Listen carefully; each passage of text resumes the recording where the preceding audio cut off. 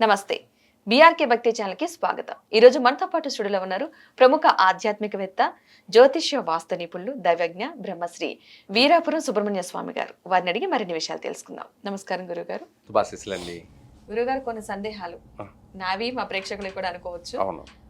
ప్రతి ఒక్కరు కూడా ఇంట్లో వాస్తు ప్రకారం ఏమైనా ప్రాబ్లం ఉంటే గనక అక్వేరియం పెట్టుకోండి, గోల్డ్ ఫిష్లని ఇలా ఫిషెస్ ని పెంచుకుంటూ ఉంటారు, మంచిది అని చెప్పేసి. రెండోది తాబేలు, చిన్న తాబేలు పిల్లల్ని కూడా పెంచుతున్నారు, లేదంటే తాబేలు బొమ్మలు కూడా తీసుకొచ్చుకుని వాటర్లో పెట్టి ఉంచుకుంటున్నారు. అది కాకుండా మనీ ప్లాంట్, ఇంటికి మంచి జరుగుద్ది అని చెప్పేసి ఈ మధ్యకాలంలో బాగా ప్రచారం జరుగుతుంది. అందులో వాస్తవం ఎంత? నిజంగా వాస్తు ప్రకారం అవి ఇంట్లో ఉంటే మంచిదా కాదా? మంచి విషయం, చాలా మంచి విషయమే అడిగారు. ఎందుకు అంటే మీరన్న టాపిక్ వచ్చేసి వాస్తు ప్రకారమైనటువంటి సబ్జెక్ట్లే. ఇవి మనకు ఈరోజు కొత్తగా మనం ఏం పెట్టడం లేదు. ఆదిగా అంటే అనాదిగా కూడా వాస్తురీత్యా ఈశాన్యంలో సంపు లాంటివి ఏర్పాటు చేస్తారు కదా. ఆ సంపుల్లో కోటల్లో కూడా, రాజు కోటల్లో కూడా చేపల్ని వేసేవాళ్ళు ఒకటైతే. ఇంకొక రకంగా కూడా కోట చుట్టూ నీటిని నింపుతారు. కోట చుట్టూ అంటే మనకు కోట చుట్టూ వచ్చేసి ఒక 8 అడుగులు కానీ, లేదంటే డెప్త్ కూడా ఎక్కువగా చేసి కోటకు చుట్టూ నీటిని ఏర్పాటు చేస్తారు. వాస్తు ప్రకారంగా ఆ కోటకు ఎటువంటి 10,000 వాస్తు దోషాలైనా కూడా నశించిపోతాయి ఇంటి చుట్టూ నీరుండడం వల్ల. అయితే ఆ నీటిలో కూడా చేపలు ఉంటాయన్నమాట. ఆ నీటిలో చేపల్ని వేస్తారు, తాబేల్ని వేస్తారు, ఇంకా చెప్పాలంటే ముసల్ని కూడా వేస్తారు, మకరం. మూడింటిని వేసి పెంచుతారు కూడా, మూడింటిని కూడా వేసి పెంచుతారు. ఇది అనేక రకాలుగా వాస్తురీత్యా మనం ఆదిగా, ఈరోజు కొత్తగా మనం ఇది క్రియేట్ చేయడం ఏం కాదు. ఇది ఆదిగా అనాదిగా కోటలకి చుట్టూ, కోటకే కాకుండా కొన్ని పెద్ద పెద్ద రాజబంగ్లాలు కావచ్చు, ఉన్నటువంటి అప్పట్లో ధనికులుగా ఉన్నటువంటి వాళ్ళందరూ కూడా ఇంటి చుట్టూ కానీ ఒక చోటే పెట్టకూడదు. అంటే మనకు ఇంటికి తూర్పు వైపు లేదా ఉత్తరం వైపు మాత్రమే నీరు ఉండాలి. మళ్ళీ వాస్తు ప్రకారంగా చూసుకుంటే 4 వైపులా నీరుంటే దోషం ఉండదు. అలా కాకుండా నీరు మనకు ఇంటికి తూర్పున కానీ, ఉత్తరాన కాకుండా దక్షిణాన కానీ, పడమర కానీ ఉంటే మళ్ళీ దోషం నీరు. అందుకనేసి 4 వైపులా నీరును ఏర్పాటు చేసి అందులో చేపలు, ఆ చేపలు ఏంటివి, తలుకు మనం మెరుస్తుంటాయి, వెండి కలర్. వెండి కలర్ అంటే రాత్రులు కూడా మనకు షైనింగ్ వస్తుంటుంది. తెలుపు వర్ణం, వెండి కలర్లో అది తలుకు మనం మెరుస్తూ ఉంటుంది. అటువంటి చేపలు మనకు వాస్తురీత్యా మన ఇంటి చుట్టూ ఉండడం వల్ల ఆ ఇంట్లో ఉన్న వాళ్ళందరికీ కూడా మనశ్శాంతి ఉంటుంది, ప్రశాంతత ఉంటుంది. అలాగే మనుషులకి ఎటువంటి కష్టాలు ఉండవు అన్నమాట. కల్మషం లేని మనస్తత్వాలు, అలాగే నిండు కుండలాగా వాళ్ళు అందరూ కూడా నిర్మలంగా, ప్రశాంతంగా అభివృద్ధి చెందుతూ ఉంటారు. ఆరోగ్యపరంగా కూడా బాగుంటుంది. ఆ తెల్ల చేపలని చుట్టూ మనము వేసుకొని పెంచడం వల్ల వాస్తు ప్రకారంగా ఎటువంటి వాస్తు దోషాలు ఉండవు.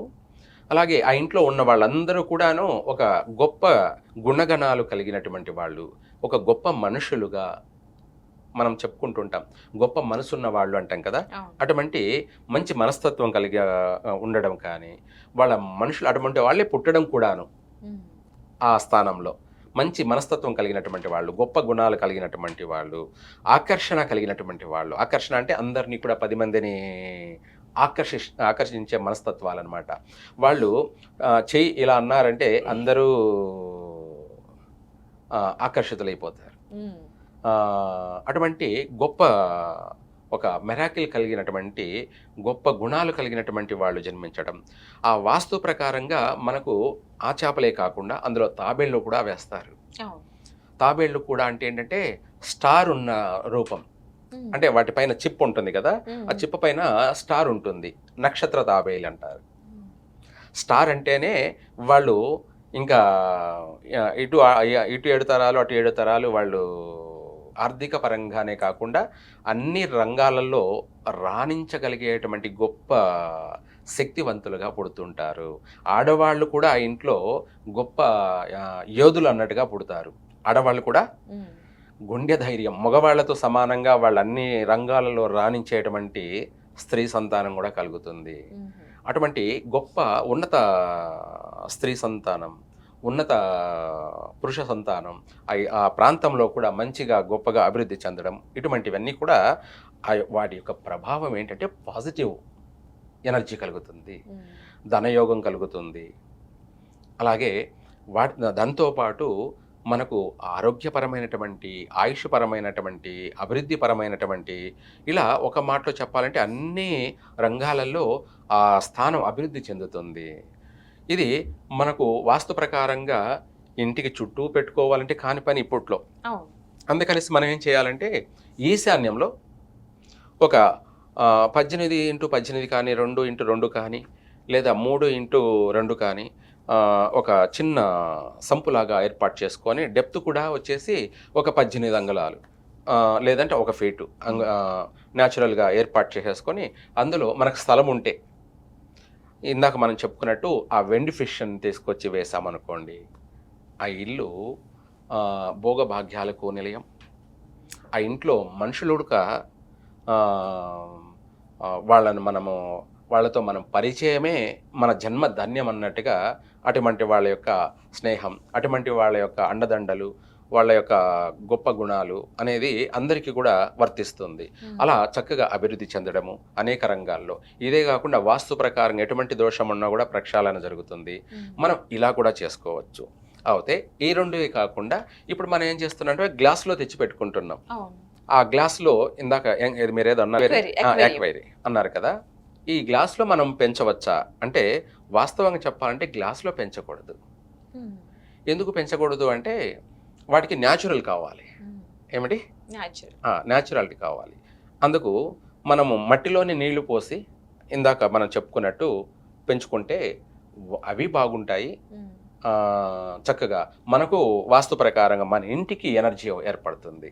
ఎందుకంటే మన ప్లేస్లో స్థలంలో ఉన్నాయి కదా, మన ఇంటి మట్టిలో ఉన్నాయి కదా, అందువల్ల చక్కగా ఆ స్థానానికి బలం ఏర్పడుతుంది. ఇక్కడ మనము గ్లాస్లో పెట్టుకోవడం వల్ల, గ్లాస్లో బంధించడం వల్ల వాటిని బంధించడం అవుతుంది. ప్రకృతి జీవాల్ని స్వేచ్ఛగా వదిలినట్టు ఉండదు.